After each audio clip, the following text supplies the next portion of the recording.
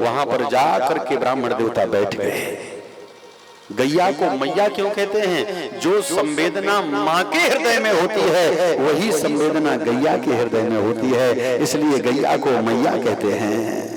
आपका छोटा बच्चा खेल रहा हो, रास्ते में 50 गाय निकल जाए, गाय स्वयं चोट खा लेगी पर आपके बच्चे को चोट नहीं आने देगी, आंच नहीं आने देगी। इसलिए गैया को मैया कहते हैं। जितना प्रेम अपने बच्चे से करती है इतना ही आपके बच्चे से प्रेम करती है, क्योंकि वो माँ है, माँ, इसलिए गैया को मैया कहते हैं। और आज गैया मैया ने अपने पुत्र ब्राह्मण को उदास देखा, आगे बढ़ी और आगे बढ़कर के अपनी जीभ से ब्राह्मण का अंग चाटने लगी।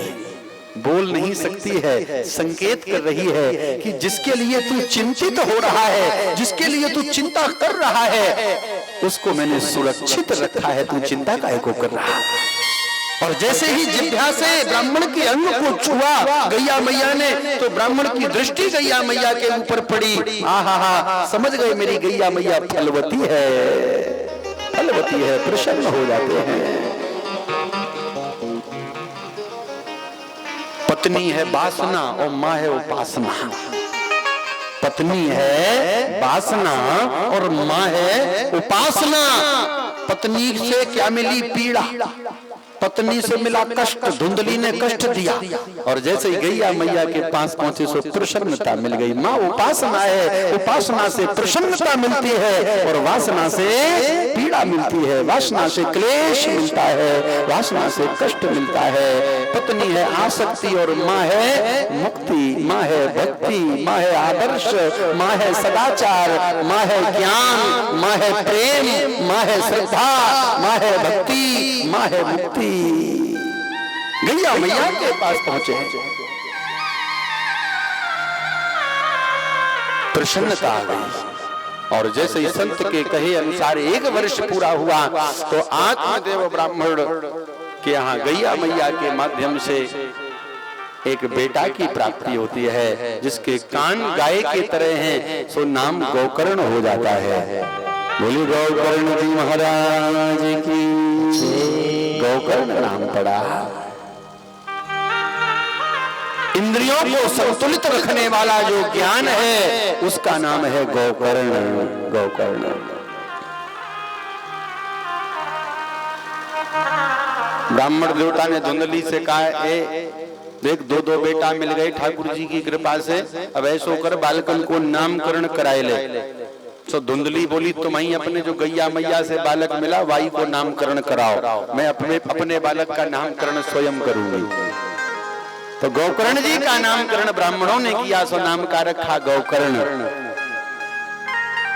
और धुंधली बोली, मैं धुंधली और मेरा बेटा धुंधकारी, धुंधकारी नाम रख लिया। इसके मस्तक में धुंध छाई थी और जो इसकी गोद में आया उसके भी मस्तक में धुंध छाई गई। धुंध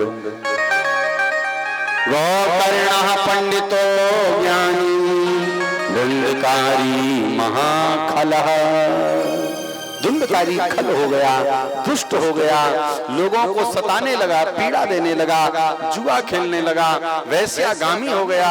धीरे धीरे धीरे धीरे घर का सब धन नष्ट कर दिया।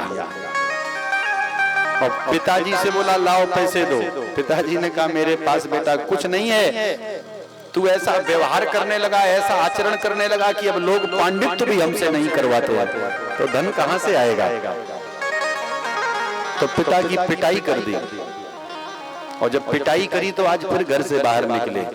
एक दिन वो था जब संतान नहीं थी, तब घर से बाहर निकले थे, तब मरने के लिए जा रहे थे। लेकिन तब क्या था, जब मरने के लिए पहले गए तो लोगों की भीड़ लगी थी। नहीं नहीं पंडित जी, ऐसी तो घर में खटपट होती रहती है, कहाँ जा रहे हो आप। लेकिन आज फिर मरने के लिए जा रहे, संतान है। यदि संतान से ही कोई सुखी होता तो फिर आत्मदेव को दोबारा घर से बाहर मरने के लिए न जाना पड़ता। फिर घर से बाहर निकल पड़े, मरने के लिए जा रहे हैं। प्यारे भैया, आज तो लोग दरवाजे बंद कर ले, अपने दरवाजे बंद कर लेते हैं आत्मदेव को देख करके। क्यों? क्योंकि इनका दुष्ट बेटा पीछे आ रहा होगा। दुष्ट बेटा जो आदर था, जो सम्मान था, सब समाप्त कर दिया।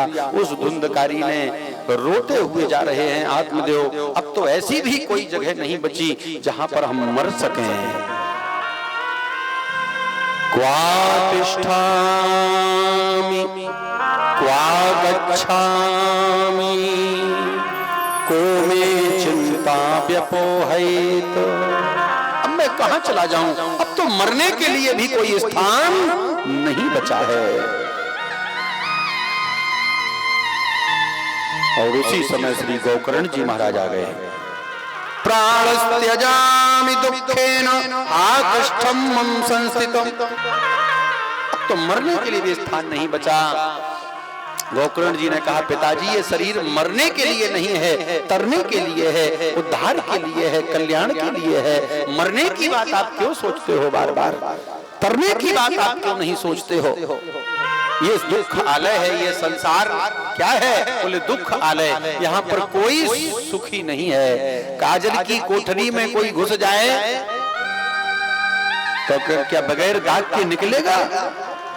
ये संसार दुखालय है और इस दुखालय में एक ही सुखी है केवल। ना चैन्द्रस्य सुखम किंचन ना सुखम चक्रवर्तिना सुखमस्ति विरक्तस्य मुनिरे एकांत जीवनः।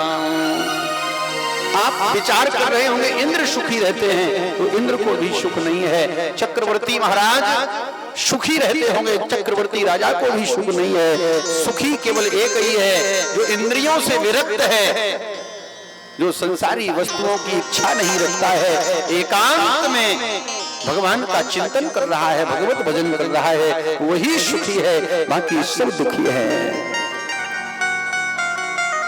कोई तन दुखी, कोई मन दुखी, कोई धन बिन रहत उदास, थोड़े थोड़े सब दुखी, एक सुखी राम को दास। जो भगवान के भजन में लगा हुआ है, जो भगवत चिंतन में लगा हुआ है, वही सुखी है। बाकी तो सब इस दुखालय में, संसार में सब दुखी है, कोई सुखी नहीं है। किसी के पास तन बढ़िया है तो धन के बगैर दुखी है, और किसी के पास धन खूब है तो उस धन का उपभोग नहीं कर पा रहा, शरीर काम नहीं दे रहा, शरीर साथ नहीं दे रहा। कोई धन से दुखी, कोई तन से दुखी, और कोई किसी के पास तन धन सब कुछ है, उसका मन ठीक नहीं है। वो अपना धन नहीं देखता, दूसरे का देखा तो हाय हाय चिल्लाने लगता है। ये मन से दुखी हैं, तन मन एक ही सुखी है संसार में। बाबा भी मानस में कह रहे हैं, सुखी है मीने जहां नीरे अगाधा, जिमे हरि शरण ना एक बाधा। सुखी है मीने जहां नीरे अगाधा, जिमे हरि शरण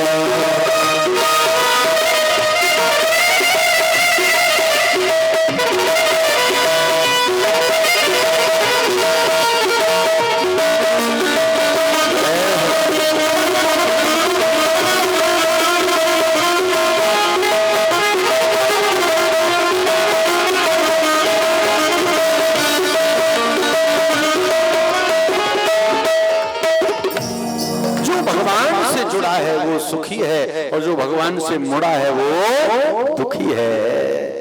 जो संसार से जुड़ा है वो दुखी है, और जो भगवान से जुड़ा है वो सुखी है। संसारी रस, संसारी सुख, जैसी व्यवस्था है उसमें व्यवस्थित हो जाना, ठाकुर जी की मर्जी मान करके, वही सुखी है। प्यारे भैया मैया,